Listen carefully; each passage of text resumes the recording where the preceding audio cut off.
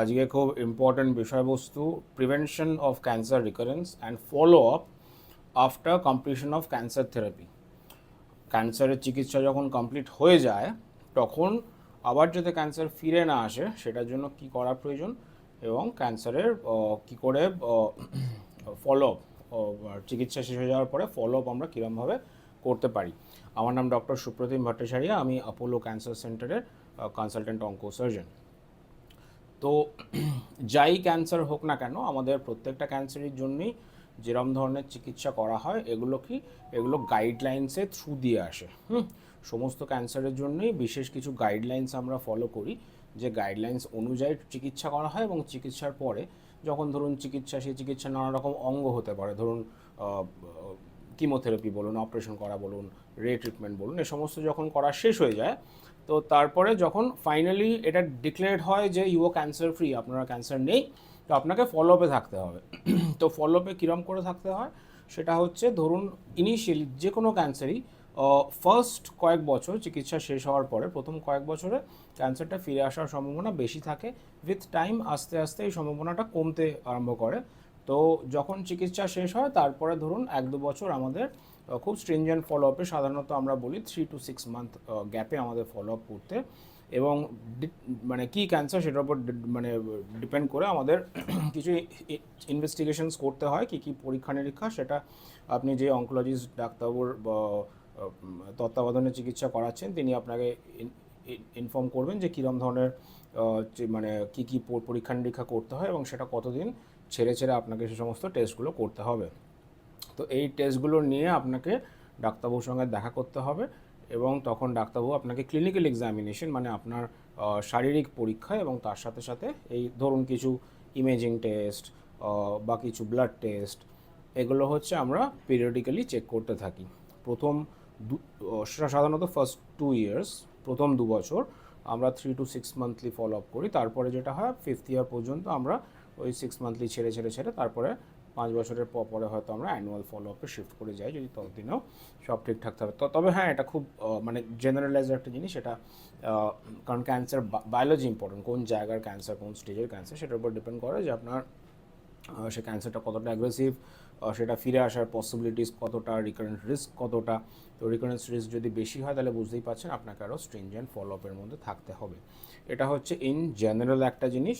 এর সাথে আমাদের কিছু জিনিস মানে মনে করে রাখা খুব ইম্পর্ট্যান্ট, সেটা হচ্ছে ইন জেনারেল কিছু হেলথ স্টাইল চেঞ্জেস লাইফে, আপনার লাইফস্টাইল আপনি যেরকমভাবে মেনটেন করেন সেটার মধ্যে কিছু ইম্পর্ট্যান্ট চেঞ্জেস, কিছু ইম্প্রোভাইজেশন, কিছু মডিফিকেশন, এগুলো করলে ইন জেনারেল ক্যান্সারের রিস্ক কমে।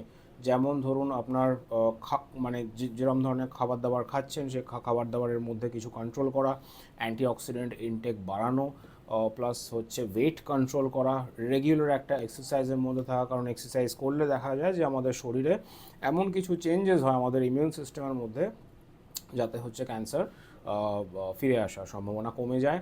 এবং তার সাথে খুব ইম্পর্টেন্ট কিছু ফ্যাক্টার্স যেগুলো আমাদের ক্যান্সার গ্রো করায়, যেমন ধরুন স্মোকিং, তো স্মোকিং অ্যাবসলিউটলি স্টপ করে দেওয়া এবং অ্যালকোহল ইনটেক একটা অ্যামাউন্টের থেকে বেশি অ্যালকোহল ইনটেক লিমিট করা, এবং তার সাথে হচ্ছে স্ট্রেস, আমাদের ক্যান্সারের জন্য নানা রকমের স্ট্রেসের মধ্যে পেশেন্টরা থাকেন।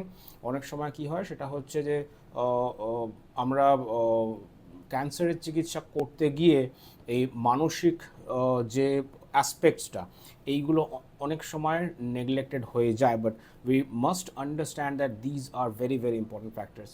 ধরুন আমাদের মানসিক যে স্টেটে একজন ক্যান্সারের রোগী আছেন সেটা নানা রকমের তার ট্রিটমেন্টের ওপরেও ইম্প্যাক্ট ফেলে।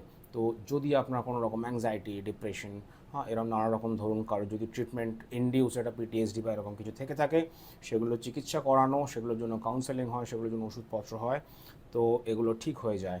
এবং আমাদের যিনি ধরুন ক্যান্সারের পেশেন্ট তার যারা বাড়ির লোক, কাছের লোক, তাদের কিছু জিনিস বুঝতে হবে যে এটা আমাদের কর্তব্যের মধ্যে পড়ে যে তাদের সোশ্যাল এনগেজমেন্ট যাতে বাড়ানো যায়, ক্যান্সারের পেশেন্টরা যাতে জাস্ট ট্রিটমেন্ট কমপ্লিশনটাই আসল কথা নয়, but they need to be streamline into the society. আমাদের ওনাদেরকে আলাদা করে দেওয়া যে না উনি ক্যান্সার রোগী, ওনার উনি এটা পারবেন না সেটা পারবেন না, না, ফিজিক্যাল ক্যাপাবিলিটিস হয়তো কিছু জায়গায় রেস্ট্রিক্টেড হতে পারে, বাট দ্যাট ডাজন্ট মিন যে একজন রোগী একদম ইনক্যাপেবল হয়ে যাবেন, তিনি একদম হাউস বাউন্ড হয়ে যাবেন না, এরকম ব্যাপারটা নয়। ক্যান্সারের পেশেন্টে যত তাড়াতাড়ি সম্ভব, যত বেশি করে সম্ভব সোশ্যাল এঙ্গেজমেন্টের মধ্যে যদি আনা যায়, it has been seen that সেটা পেশেন্টের মেন্টাল ওয়েলবিং ইমপ্রুভ করতে হেল্প করে এবং ওভারঅল ট্রিটমেন্ট আউটকামস তাতে অনেক বেটার হয়। এর সঙ্গে যেগুলো ইম্পর্টেন্ট সেটা হচ্ছে যে বেশ কিছু ক্যান্সারের একটা জেনেটিক প্রিডিসপোজিশন থাকে। জেনেটিক প্রিডিসপোজিশন, ধরুন কিছু সিনড্রোমস হয় যেখানে দেখা যায় যে কিছু ক্যান্সারের সিনড্রোমিক অ্যাসোসিয়েশন, মানে 2-3টে ক্যান্সার হয়তো একটা সিনড্রোমের পার্ট হয়। তো সেক্ষেত্রে যদি কারোর সেরকম কিছু ডিটেক্টেড হয় তাহলে সেকেন্ড ম্যালিগনেন্সি যাতে আবার না আসতে পারে, তো সেটার জন্য আপনাকে you need to stay aware, এবং আপনার সেক্ষেত্রে বাড়ির লোকেরও যারা আছেন, কারণ এই সিনড্রোমগুলো সাধারণত কী হয়, এগুলো ফ্যামিলিতে ক্লাস্টার করে, ক্লাস্টার অফ কেসেস, এদের একটা হেরিটেরি থাকে, তো যার জন্য ফ্যামিলি মেম্বারদেরও যদি সেরকম কিছু পরীক্ষা নিরীক্ষা করানোর প্রয়োজন পড়ে স্ক্রিনিংয়ের জন্য, কারণ আমরা জানি যে কোনো ক্যান্সার যত তাড়াতাড়ি ডিটেক্টেড হয় তার জন্য আমাদের ট্রিটমেন্ট অপশনস বেশি হয় এবং সেগুলো অনেক কস্ট এফেক্টিভ ট্রিটমেন্ট হয় এবং পেশেন্টের প্রগনোসিস আলটিমেটলি ভালো হয়। তো সেজন্য যদি সিনড্রোমিক অ্যাসোসিয়েশন কিছু থাকে, it is very very important that you get yourself checked, and মানে ফ্যামিলি মেম্বার্স যারা তাদেরও এগুলো একটা চেকের মধ্যে থাকতে হয়। এবং তার সাথে সাথে it is very important that you stay informed যে আর কি করলে বেটারমেন্ট আসতে পারে। নানা রকম নন স্পেসিফিক সিমটমস অনেক সময় অপারেশনের জন্য এবং কিমোথেরাপির জন্য বা আপনার যদি রে থেরাপি হয় তো সেটার জন্য নানা রকম চেঞ্জেস আসতে পারে।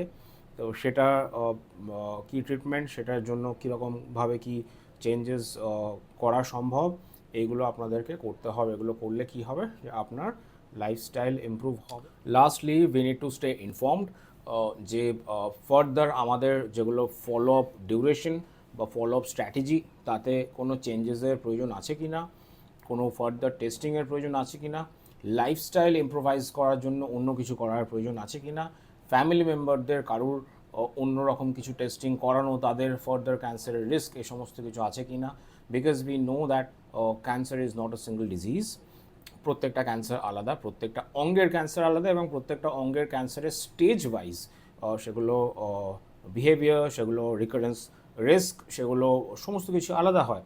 তো যার জন্য ইটস আ ভেরি টেলার্ড অ্যাপ্রোচ প্রত্যেক পেশেন্টের জন্য, তার ফলো স্ট্র্যাটেজি ডিফারেন্ট হয় এবং সেটা আপনার কীরম ধরনের ক্যান্সার এবং কোন অঙ্গের ক্যান্সার সেটার উপর ডিপেন্ড করে যে আপনার ডাক্তারবাবু আপনাকে কীরমভাবে কোন স্ট্র্যাটেজিতে ফলো আপ করছেন। তো সেই জন্য stay inform, stay connected with your oncologist, constant একটা ফলো আপ, একটা সুপারভিশনের মধ্যে থাকা, ইট ইজ ভেরি ভেরি ইম্পর্ট্যান্ট।